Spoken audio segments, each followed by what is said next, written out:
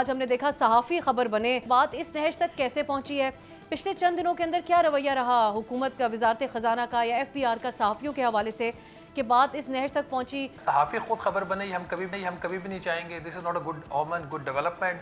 हमारा काम रिपोर्ट करना, ना कि खुद रिपोर्ट बन जाए। लेकिन जो कल एक FBR की तरफ से जो एक गलत इकदाम उठाया गया वो ये था कि दहाइयों से एक ट्रेडिशन रही है, एक रवायत रही है कि जब फाइनेंस मिनिस्टर की बजट स्पीच हो जाती है तो उसके बाद जो एक्चुअल बजट होता है, जो फाइनेंस बिल होता है, जिसमें कौन से नए टैक्स लगाए जाते हैं, कौन से कम किए जाते हैं, उसके ऊपर FBR के अंदर एक टेक्निकल ब्रीफिंग होती है।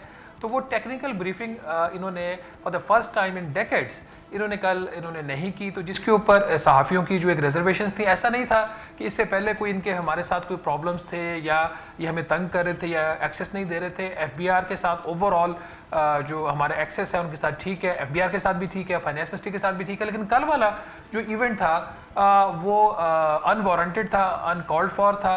यही वजह थी कि फिर जर्नलिस्ट को उनके पास कोई चॉइस नहीं बची कि वो अपना प्रोटेस्ट रिकॉर्ड करें।